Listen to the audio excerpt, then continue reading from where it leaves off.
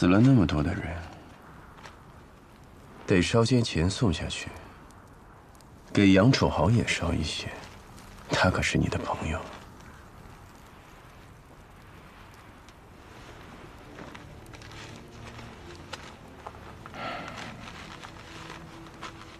不止杨楚豪啊，今夜还是王普的头七。我让知英去他坟前烧纸了。你养了25年的孩子，他是你的枷锁。若是没有他，你早就控制不住自己的杀心，变成一个疯子，心里不好受吧？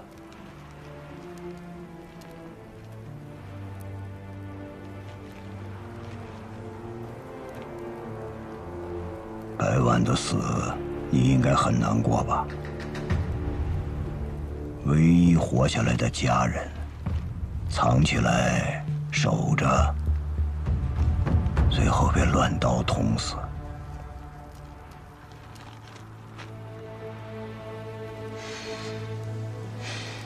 他就埋在这里。我当然知道。自打进了这个院子，这片地无人敢踏。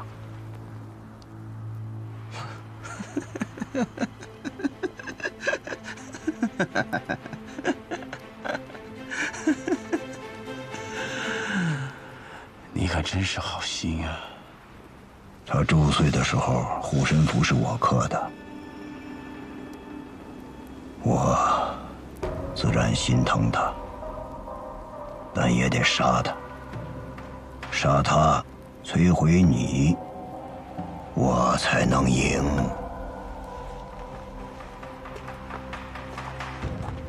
你确实也做到了。我一向行事周密，花大量的时间去布局，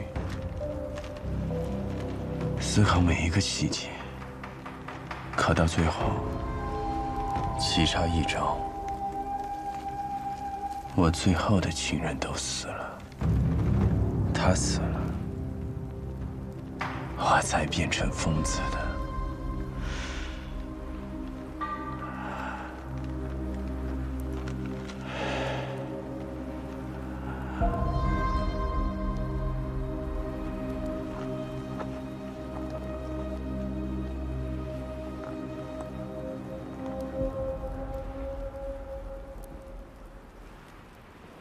你知道吗？我能看得见他。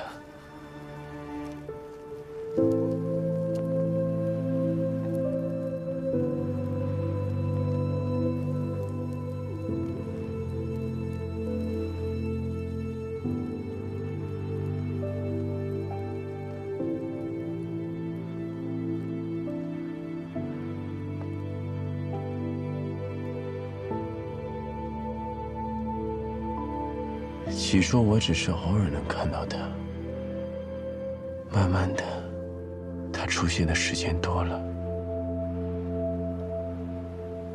后来，只要我一想念他的时候，他就会出现在我身边。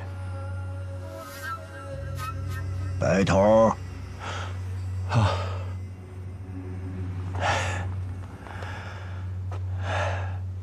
怎么，很疯吗？可是抛开现实，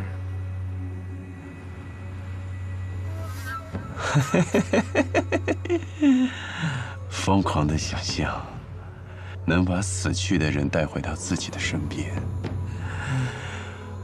你不觉得很有趣吗？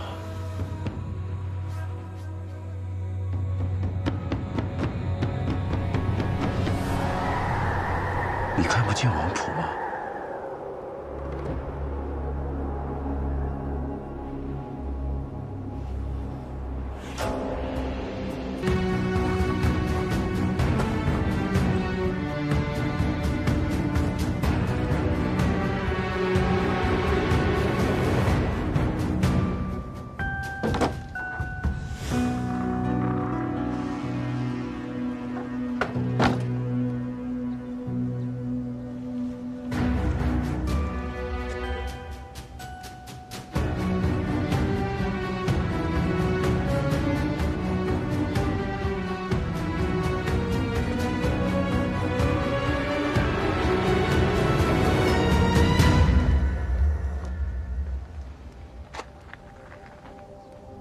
这东西在长安可是稀罕物啊。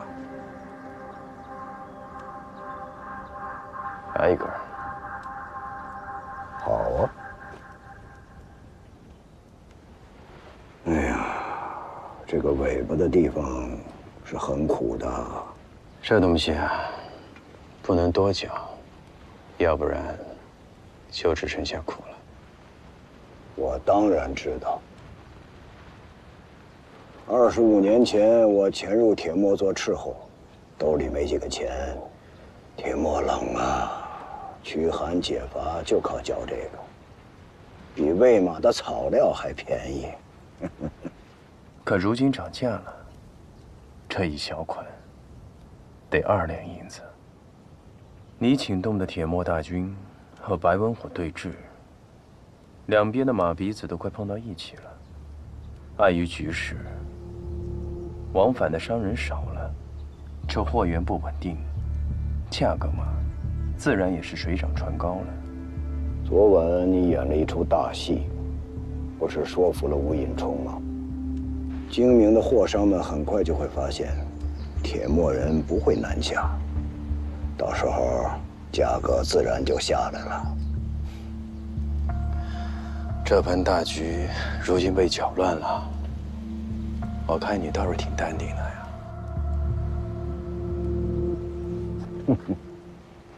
胜败乃是兵家常事，太过计较得失，不能为将也。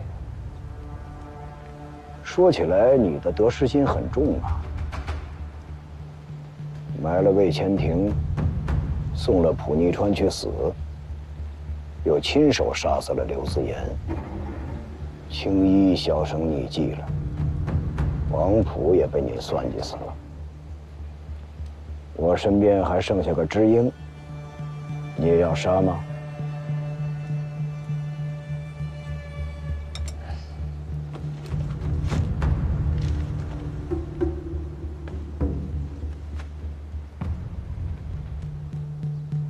当然要杀了。我这个人吧，就是得失心太重。复仇这条路上，我见不得任何一个仇人有善终。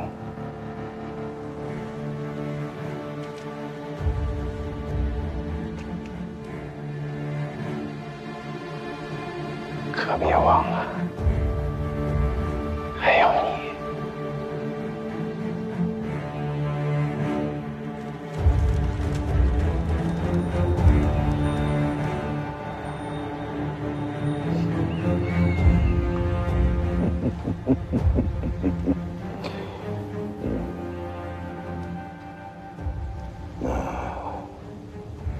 杨楚豪，你为什么不杀？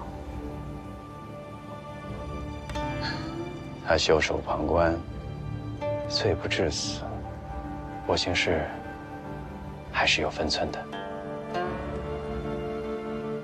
当年他袖手旁观，昨夜他选择帮你，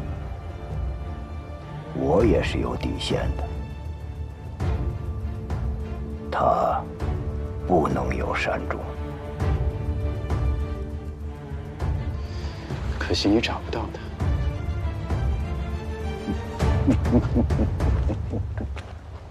说起来，杨楚豪身边有个姓苏的小伙子，你可有印象？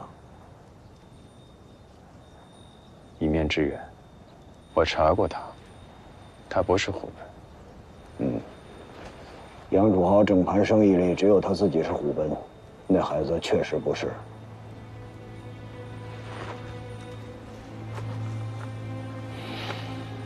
能被你看得上的人，哼，倒也算是个聪明人。能为杨楚豪办事，而且还是管账这么重要的事，光聪明还不够，还得有故事。他像你。钦差大人说，你此去的路费全由我们县衙来出，要保障你在路上吃好住好。那就谢谢大人了。还说了，你此去长安呐，会有一个姓李的翰林带诏来接你。这个姓李的，在皇城里那是鼎鼎有名，他亲自接你。钦差大人又说了，还是说呢？陛下要亲自接见淮安，吩咐你办一件大事。钦差大人还说了，要你明天就走，一刻也不许停留。淮安，你说过了，你要给我当一辈子主簿的。行了，别给他头，他就耍主父。没关系，都要走了嘛，今晚就让他喝个够。周末，之前我说过，要么留在这里给你当一辈子的主簿，要么直入王庭。其他的路我都不选。今日之前，我本以为自己会一直留在淮南。你是个好上司，也是个好兄弟。给你当主簿，不亏。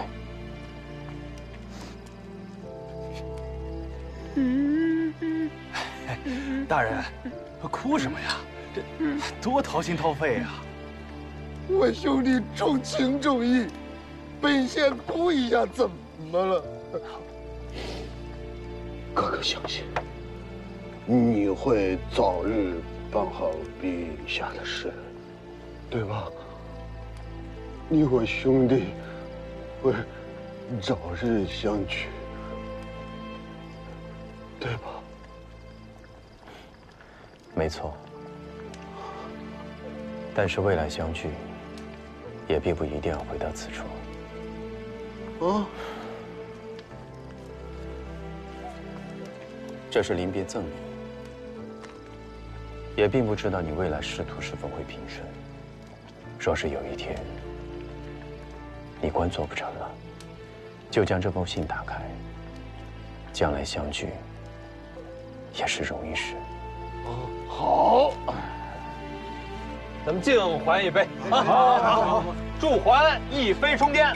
淮南好，好地方，山水连绵，情更长。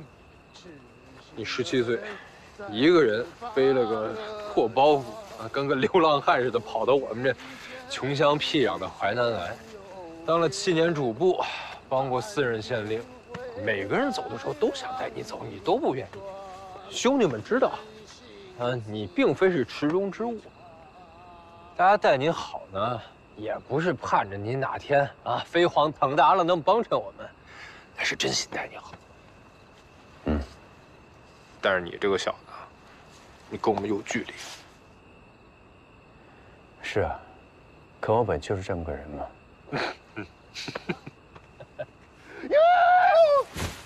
哎呦，你慢一点啊！好，你躺在这儿，数星星。哎呀，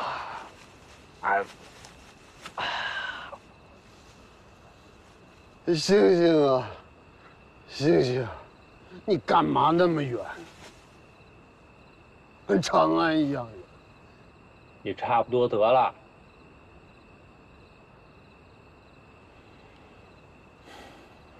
你们知道为什么我只有2条路可以选吗？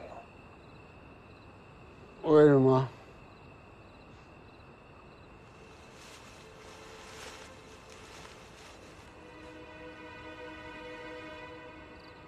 我是罪臣之后，15年前，家中蒙冤被灭门，我侥幸活了下来。自此以后，一直东躲西走，在山野里面风餐露宿，在芦苇岛上做水上人。这样的日子，只要走错一步，就会陷于死地。你家里是得罪什么权贵了吗？帝朝最大的权贵，虎贲首领严凤山。严凤山，那可是权倾朝野啊！可如今已经改朝换代了，萧未阳以武人的身份登基，他是容不下这个严凤山的。我不知道他要我办什么事，我也不知道是谁举荐了我，可这是我的机会，我一定会抓住。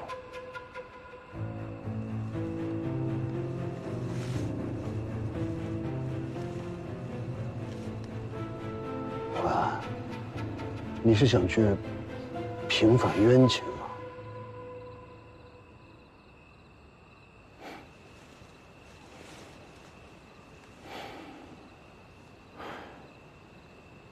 人都死了，平反有什么用呢？我是去复仇的。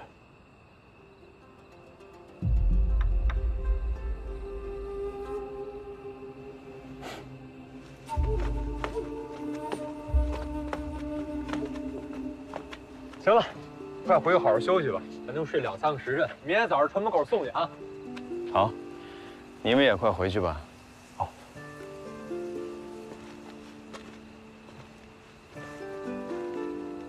行了，别哭丧着脸了啊。走了。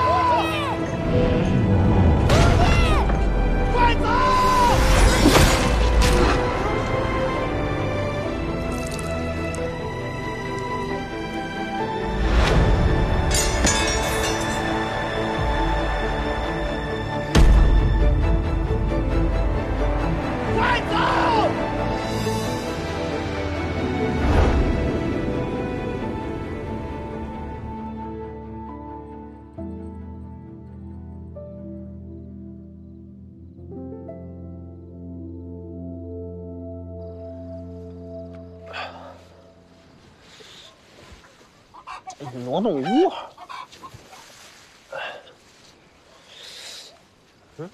本来回来的就晚了，还不睡觉，天都快亮了。不睡了，你拿鸡蛋干嘛呀？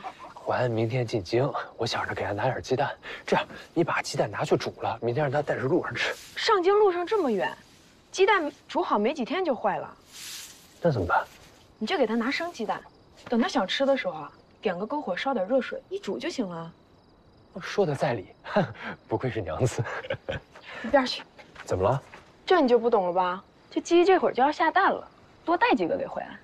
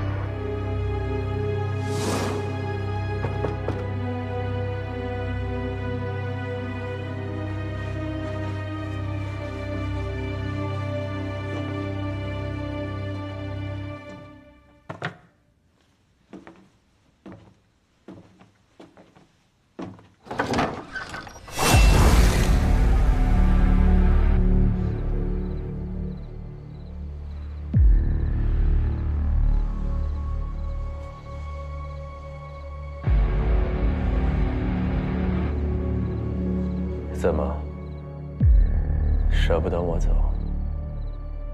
要我把命留在这里？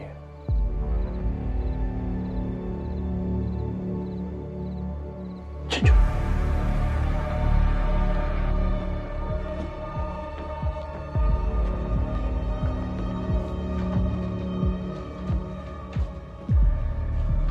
坐下。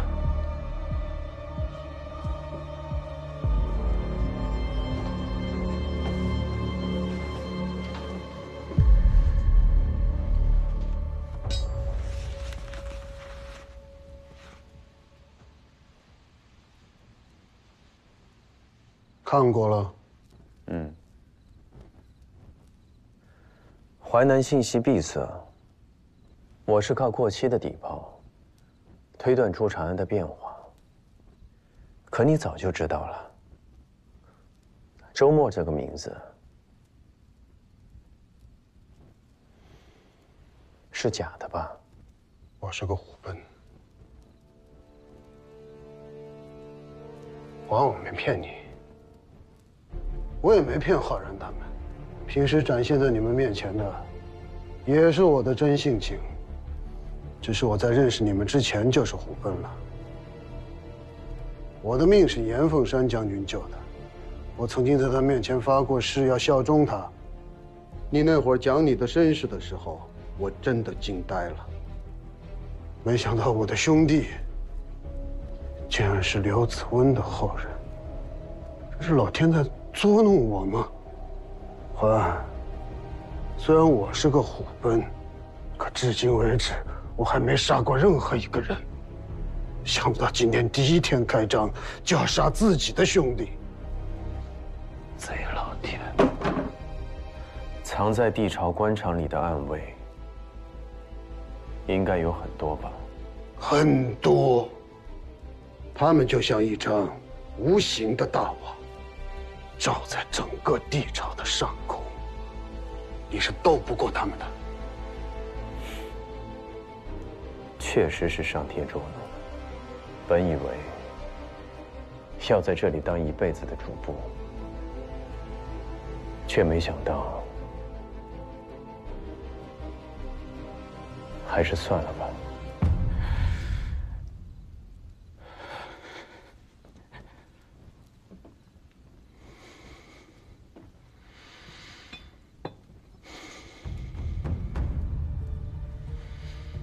那这样，喝一碗断义酒，就当我们从来没有相识过，生死亦无悔。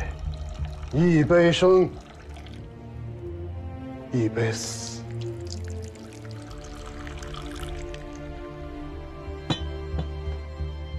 来吧，欢。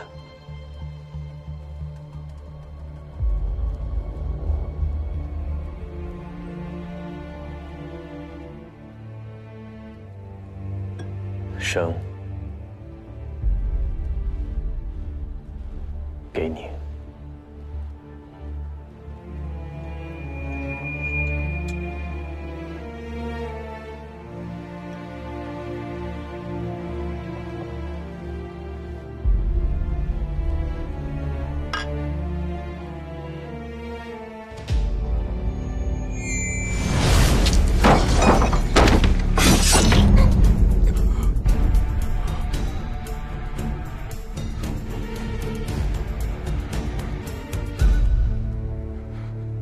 很小的时候，我母亲死在了北方。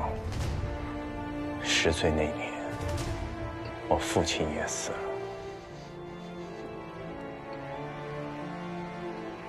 是整个虎贲联合起来叛变杀了他。我不能死，我要去向虎贲复仇。遇到一个我杀一个。直到杀光他们为止。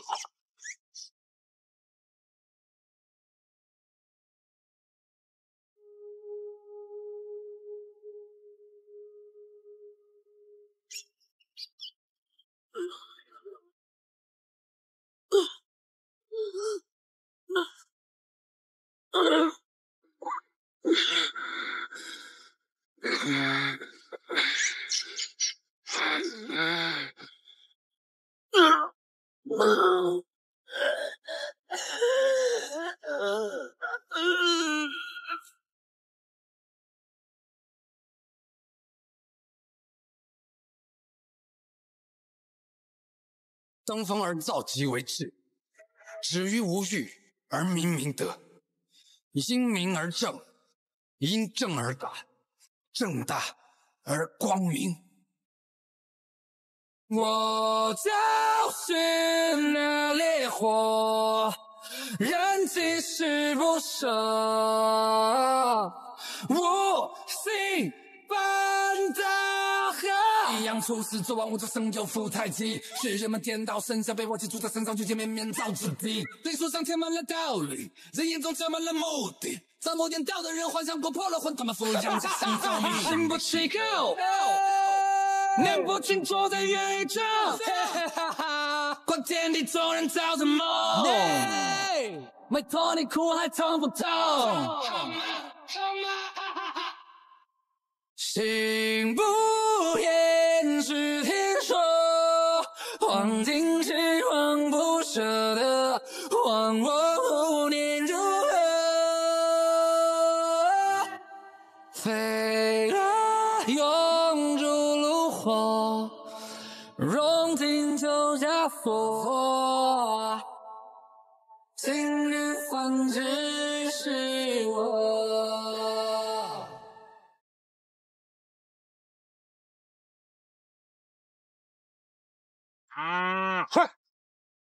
快！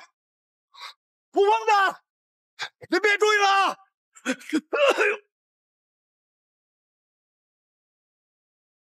你想干什么？你个疯子！你离我远点！放心吧，睡一觉就没事了。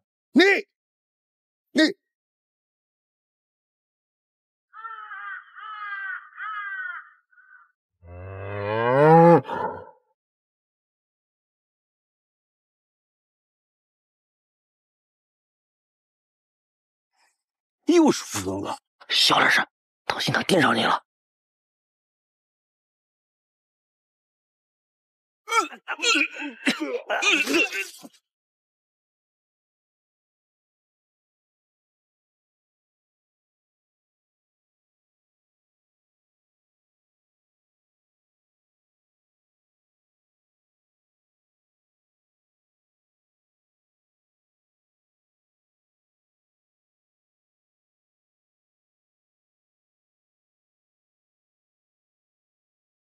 不疯的，枉法禁杀牛，犯禁杀者诛之。我看你是不想活了。你喊什么喊呀？你自己看看你的牛，吃了有毒的饲料才会这样。要不是我在，你这牛早就没了，还在这吼。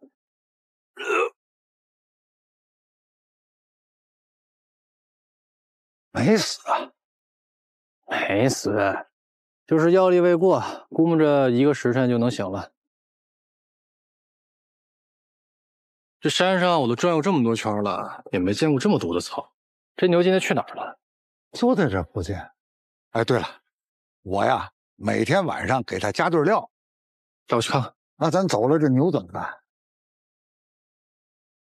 这牛……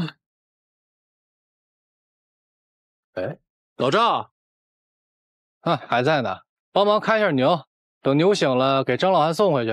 哼，我才不干呢！你，哎，听说你们家那羊拉肚子了？哎，别，不干，不干啊！下次再说吧。那有事去医馆找我啊。走了。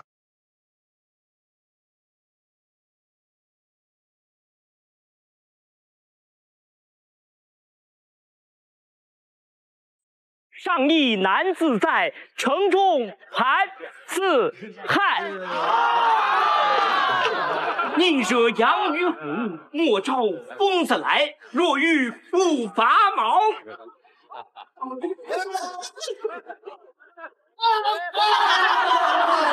平天三分晒。大家伙儿都知道，这杨乃是上义县城的杨县令。而这虎则是上义周边唯一的一伙马匪赵四虎。不拔毛则是大雁飞过都要拔一层毛的少侠傅天。但咱们今儿啊，不说旁人，单说说这福生福疯子。要说这福疯子呀，可是这四害里边最有趣的一位。大家伙可知道他有趣在何处？不知道，没人敢找他看病。是啊，那为什么没人找他看病啊？哎，哪位问的？这儿。福疯子。哎，什么意思？福成，他们只是想多活几年。你说哪个被你医治过的人不是只剩下半条命了？你这话说的，我要是不救他们，他们连命都没有。之前其实也还好，可5年前你跟那游方郎中学的走火入魔，非拿尸体解剖练手。你爹福医师啊，怕你乱挖尸体出事儿，厚着脸皮去杨县令那给你求了个令史的缺，将这上亿恨死的尸体都交给你检验。你是不知道，自那之后，大家都说你疯了，给死人看病，那这活人我就更不敢找你了。我那真的是在做学问。你要是不信，下次我解剖尸体的时候，你把大家伙都叫上一块看。啊，算了吧，好好活着不好吗？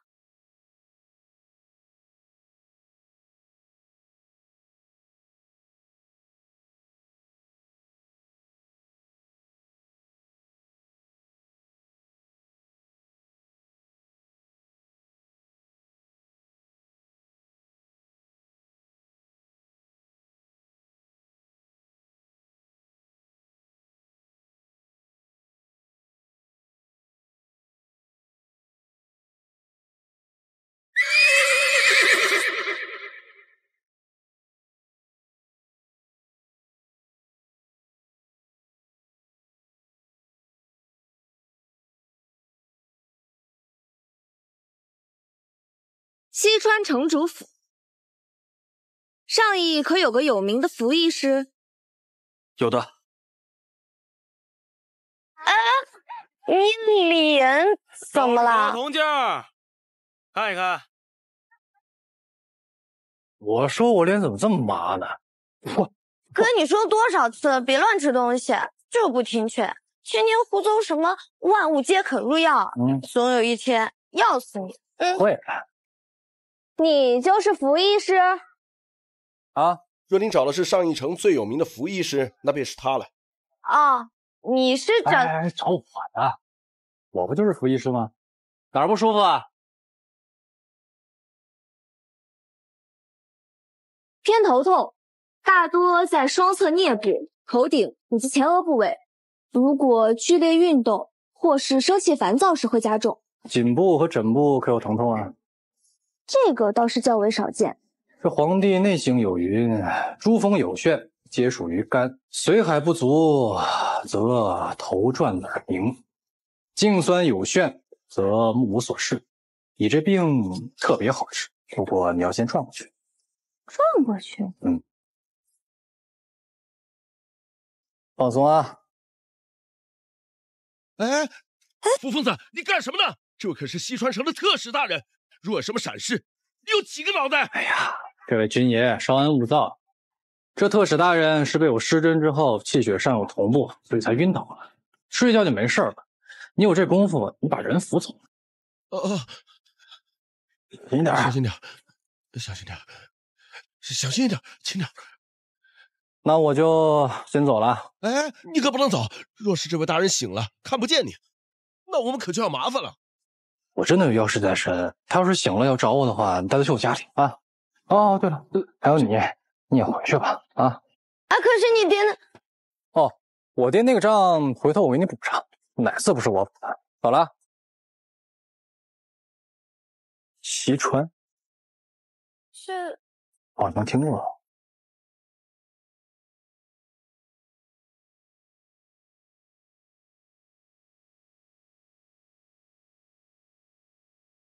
回来啦！这么多人啊，干嘛呢？张医师，你也在呢。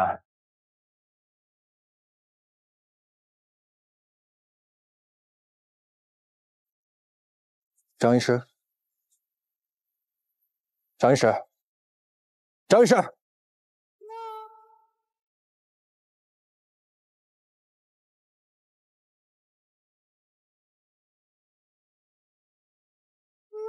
死了。爹，爹，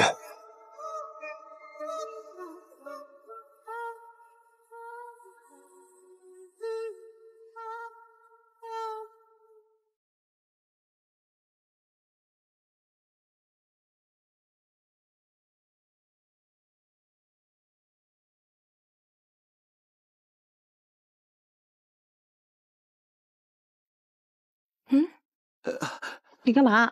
特使大人，您好点没有？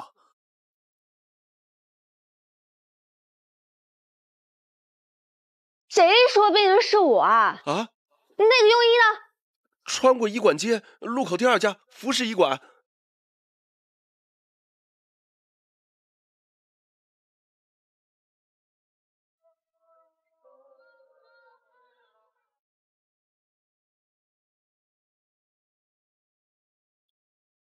你这个庸医，给我滚出来！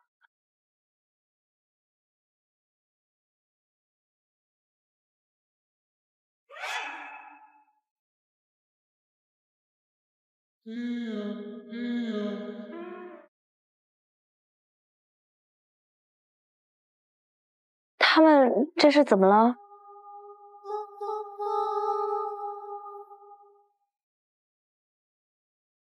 大人，大人，什么事儿啊？慌慌张张的。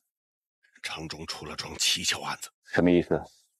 今日午时，城中医师尽数暴毙，衙役检查死状，初步断定是中毒而亡。全死了？是，但大人放心，小人已命人封锁消息。只是现场有2位幸存者，不大好办。是谁？一位是令史福生。福生？那他爹福医师也在其中？在，也已经死了。怎么会如此？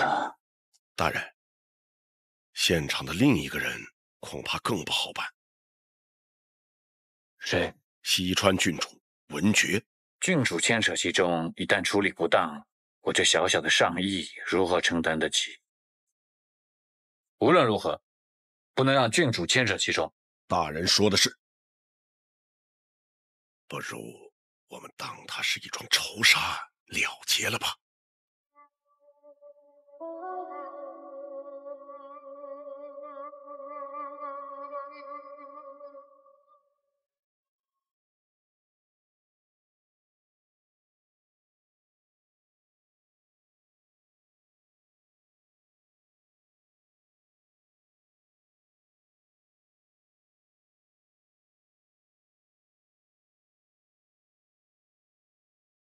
令史福生，你可知罪？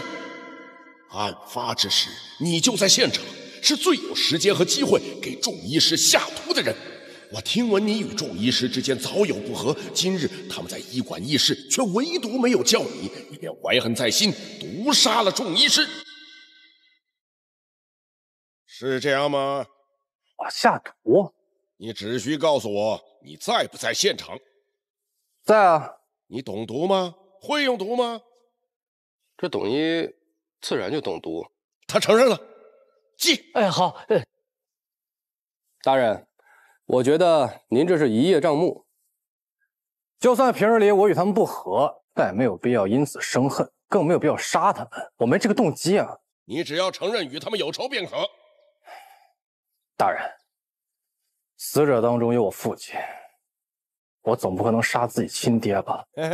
福生啊，你身为医师，空有一身本事，而你爹却不让你巡诊，想必你早就记恨于心了。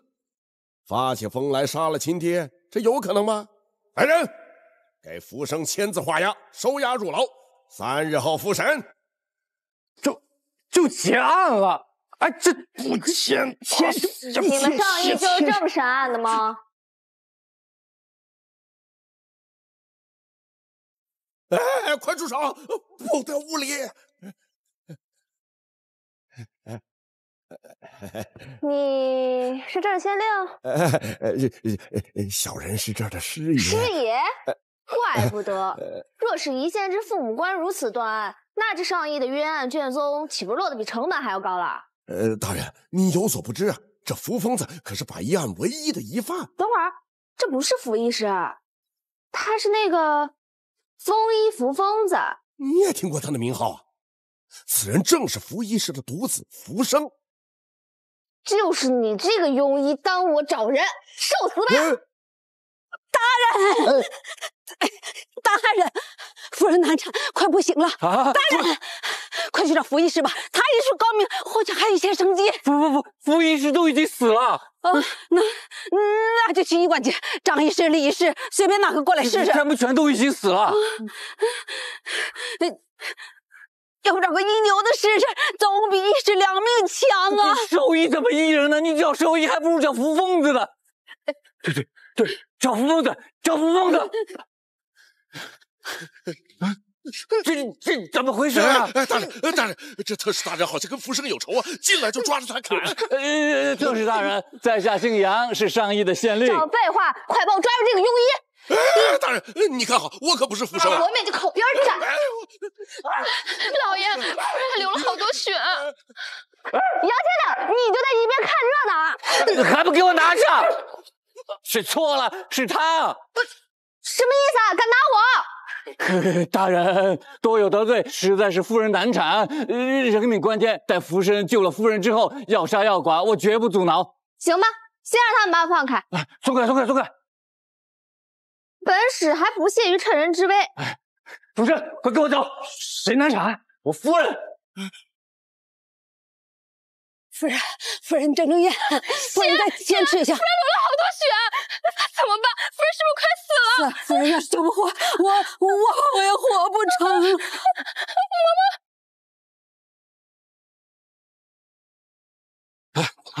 老爷，回事？这儿了，这是怎么回事啊？夫人大出血，把我魔给吓晕过去了。老爷，您快救救夫人呀！我哪懂什么救人？福医师正在救吗？不妙，这可怎么办呀？烧壶开水，拿我药箱。是。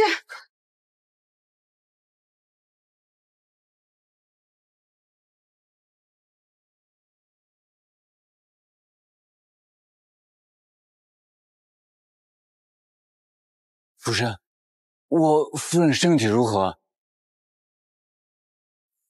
大人，也实话跟您讲，夫人盆骨狭小，现下羊水已经快流干了，腹中胎儿肯定是活不长。传统接生的话，恐怕1尸2命。老爷，老爷。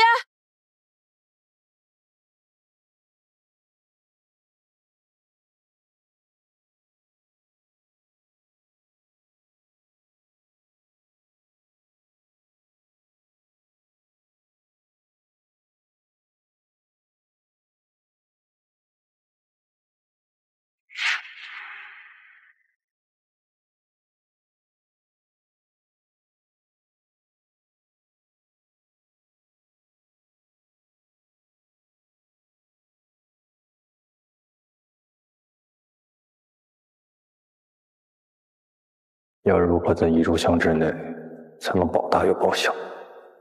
按常理来说，持刀下腹，顺着肌肉，开腹之后便会取出胎儿。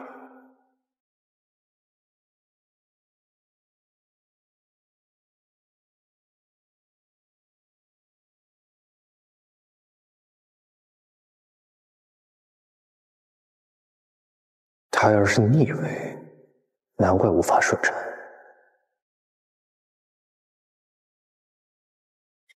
造，胎死腹中。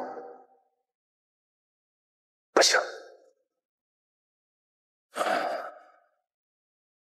再来一次。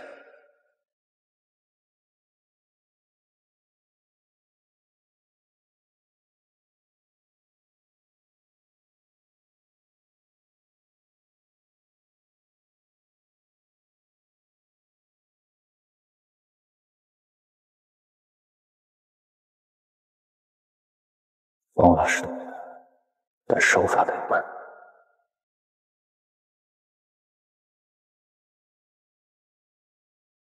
再来一次。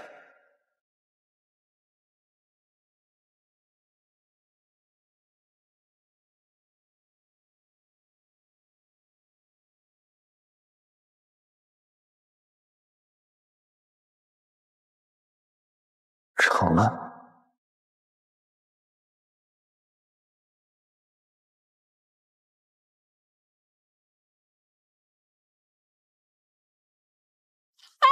老爷，怎么样？现在只有一个搏命的办法。福生，你尽力去医治，在此，杨某人谢过了。但是大人，你得先答应我，待会儿我伸手医治的时候，任何人都不能进来打扰我。好，走。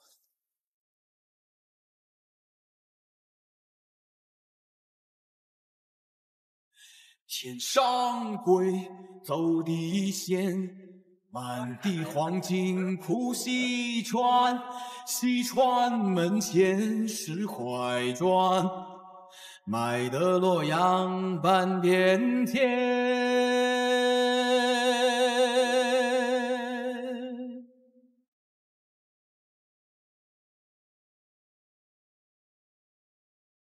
好，西川南，西川县，西川吃人不眨眼，斗志禅心金不换，那件白骨天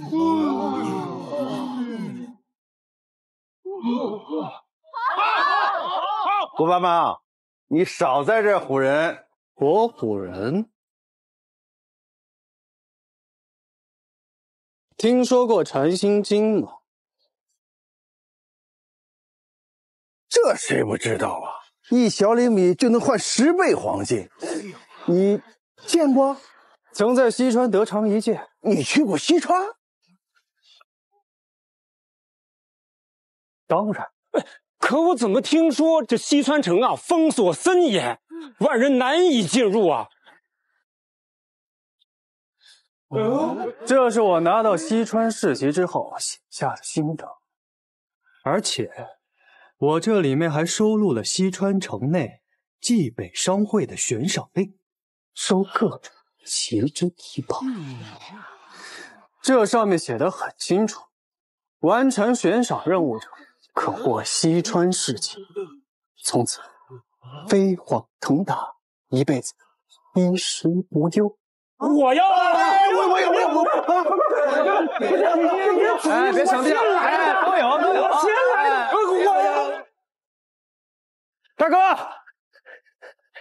大哥，上亿来了头肥羊。你们继续吃。不准继续！说过多少次，不许在我弟弟面前说这些。我忘记了，大哥，下回注意。说什么事儿？听手下的兄弟说，上亿来了头肥羊，就不准这苏屋里。有多少？虽然就来了几个人，但是却把整个苏屋的上等房全包下来了。听有的兄弟说，包裹里还有金子。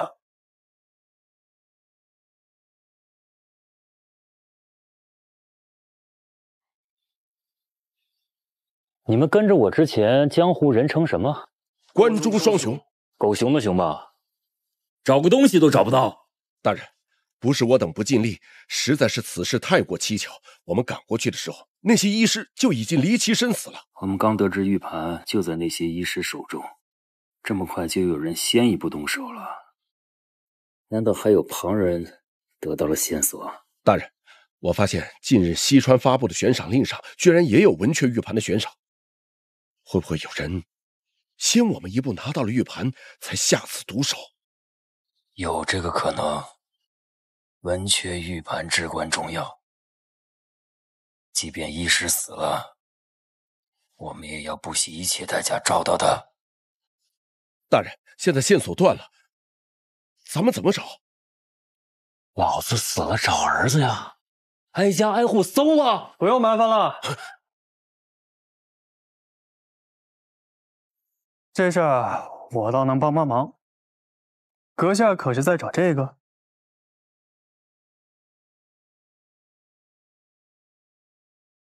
你见过？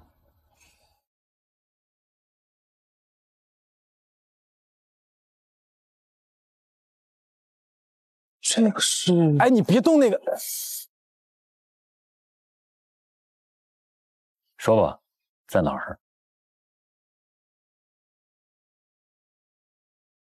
哎呦，不急，先谈谈价钱，我帮你整。你打算出多少？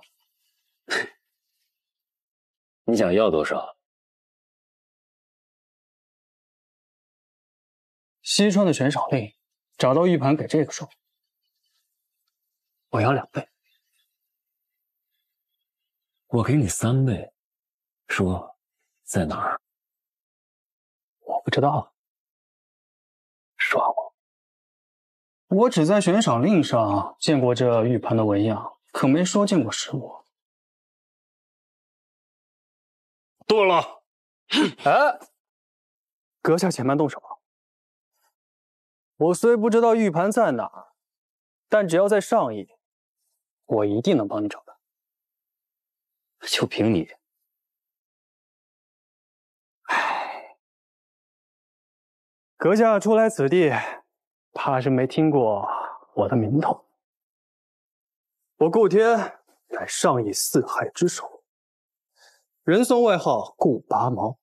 这里的人没一个我没登门过的，他们的家眷亲属几何、姻亲、债务，我更是如数家珍。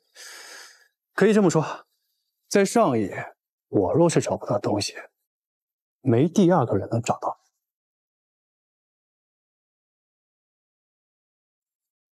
唉，这上邑是个小地方，你们一群生面孔满街找东西，只怕会打草惊蛇，再找起来可真是难如登天了。坐。说，找到需要多久啊？10天，最多10天，最多3天。大哥，这么多人家一家一家的查，纵使我有人手，也需要时间啊。给他拿笔墨。是。你把上邑所有的医师、地址、姓名都给我列出来。行。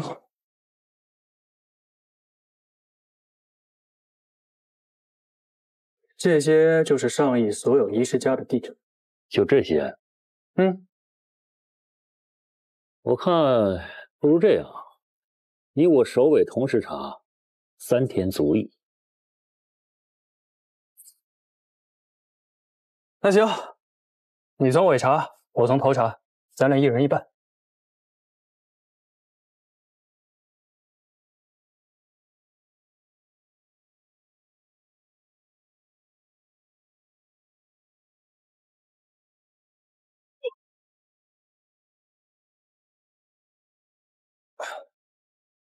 哎呦，你若是诓骗我，我就把你剁成肉泥喂野狗。放心。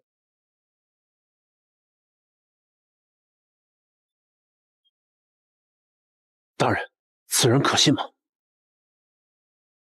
你说呢？跟着呀！是。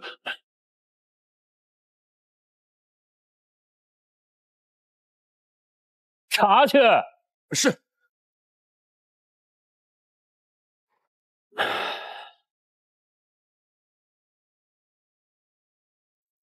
林叔，大哥，这什么买卖啊？陪我去找那扶疯子。哎，大哥，这扶疯子恐怕是找不见了。什么？他跑了？比那还糟，他叫官府给抓走了，说他是那个百衣案的凶手。这扶疯子疯是疯了点，但也不至于杀这么多人吧？哥，你今天见过他吗？见过，我们还打了一架。啊？你这个坏人，才这么会儿功夫，就挣到了奴家几年都赚不了的银钱。你们给我快点啊！顾天，你给我开门！顾天，老娘请你来表演的，不是春光初现，正是温香软玉好睡眠的时候。顾天，开门！给我抓住他！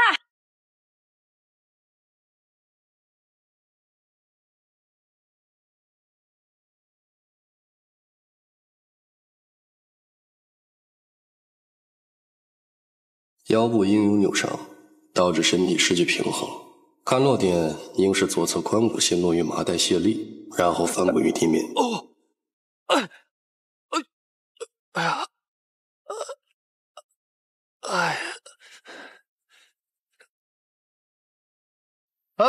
扶疯子，拉我一把。来，小王八蛋，敢耍老娘！扶疯子，快把他给我抓住！你的债我给你清了。还有这好事呢？就你这身板，还在妓院生长。哎，不是我，是我爹。那就更不关你的事儿了。哎，别走啊！这有句俗话说得好，父债子偿，是不是这么个道理？当真不让？不能让，让了我怎么还债啊？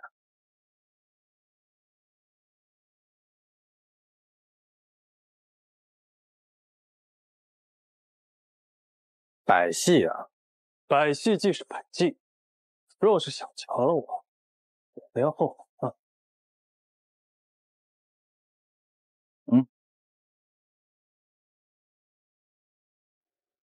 左肩上提前倾，右肩下沉回撤，左脚前掌蹬地翻。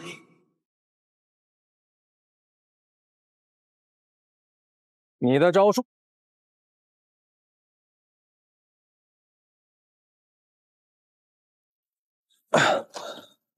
怎么样？这次换我扶你一把。不用你扶，我也不扶。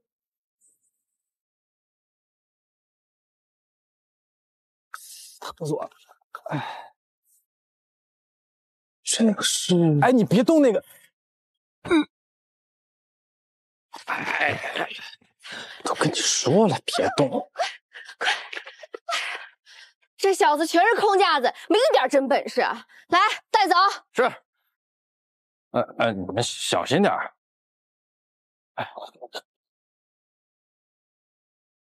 哎，人帮你抓着了，那我爹的账是不是可以清了？全部勾销。真没想到你和你爹都挺有本事的，记得常来哦。我就算了。我看他的样子像是从城外回来的。平叔，哎，你去查查他今天见过谁，把那些人都带回来，要快。好，大哥，我这就去办。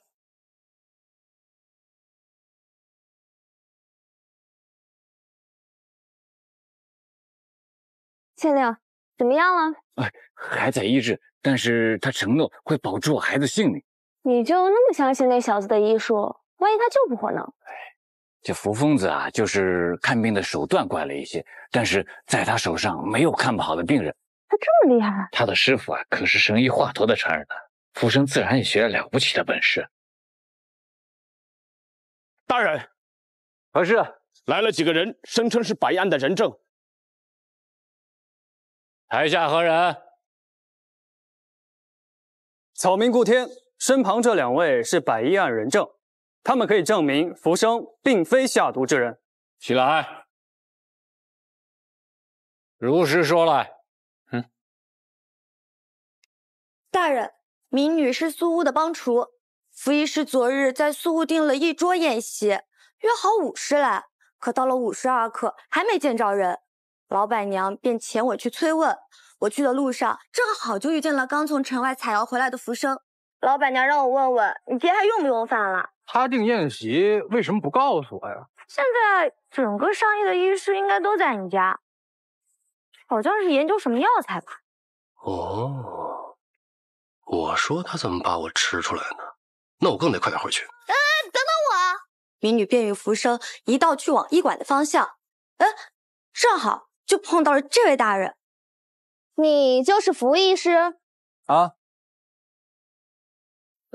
确实如此，还顺手把我给弄晕了。福生离开时大概是54刻，他回到医馆大概是55刻。我晕了1刻钟左右，大约是在50的5刻醒来，随后便去了医馆。应该就比那福生慢了半刻钟左右。这能说明什么呢？说明若是福生下的毒，他需要在这半刻钟之内完成。这可能吗？这半刻虽短，也不能证明不是福生下的毒啊。若是他蓄谋已久，在出生前下的毒呢？福疯子是疯，但他又不傻。福医师是他亲爹，他好端端的毒害他爹干什么？你刚刚也说了，他是个疯子，万一他今天就是疯病犯了呢？万一？这审案讲的是证据，哪来什么万一不万一的？是，小人失言。那福生去城外是做什么的？可有见过什么人？大人，草民见到他了。今天一早，福医师非说我那牛病了，他还给我那牛啊开肠破肚，取出了有毒的豆子，他还让我带他到我们村子里去找投毒的人。对，在这儿。看不出来啊，你还挺有钱，养2头牛。有一头是隔壁老胡家的，我们俩为了节省材料，共建了1个牛棚。昨天晚上我给牛添料，看老胡家这槽子里啊有豆子，就想让我那牛也吃点。即使豆子有毒，这人吃了可就麻烦，赶紧去看看。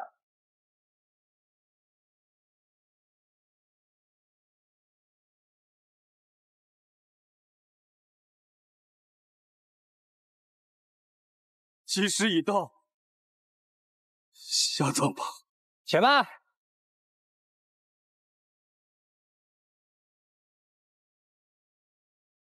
福疯子，你想干什么？我要开棺验尸。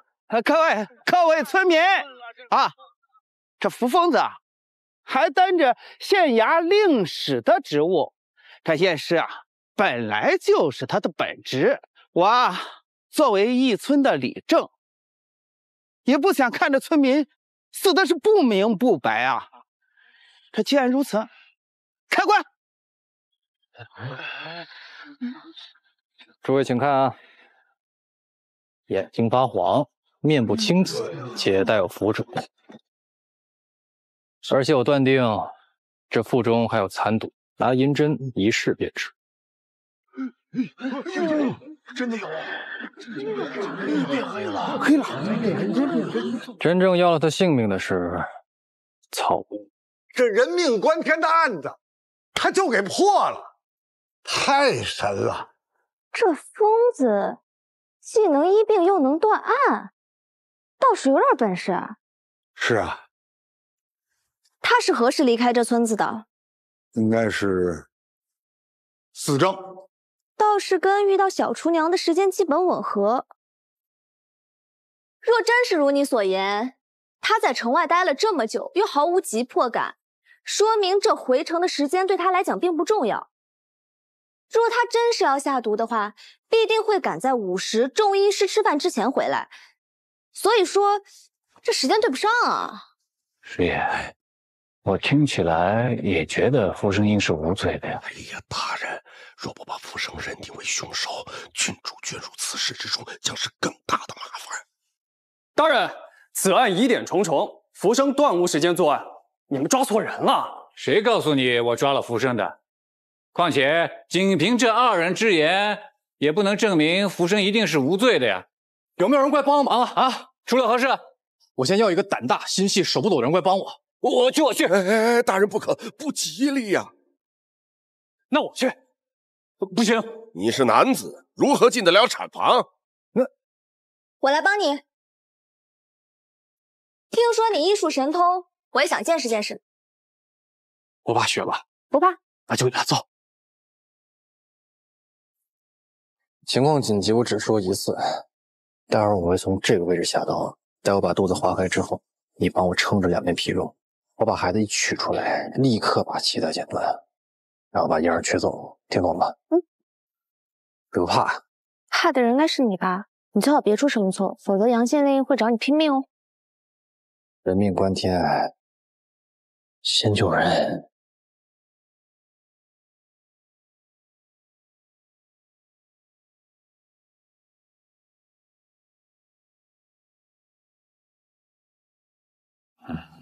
怎么这么久啊？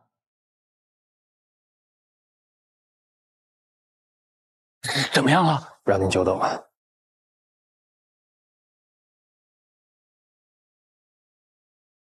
是儿子。儿子，我杨家有后了，杨家有后了。对了，夫人，我夫人如何？夫人没什么大碍，只是身子有点虚。我已留了药方，到时候让下人们照方煎药，切记伤口不要沾水，否则会溃烂流脓，有生命危险。好，夫人，你是我杨家的大恩人呐。大人，夫人，你这是做什么？浮生有一事相求。来，起来。你说，请大人将此案交于我手。我想要为父查出真凶，洗刷冤屈。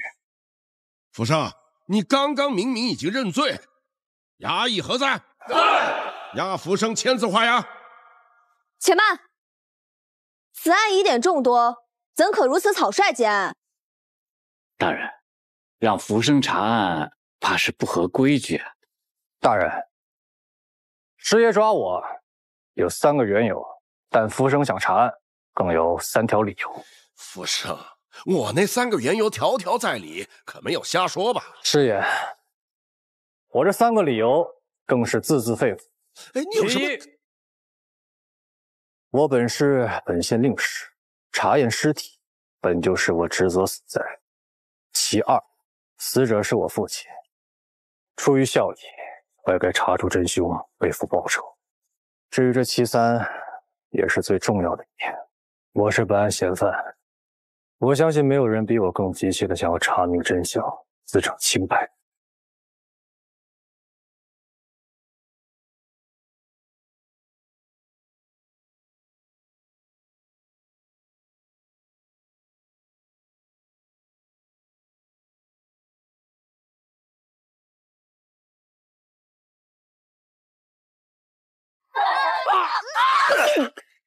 不知道我这把剑还要处理多少条人命。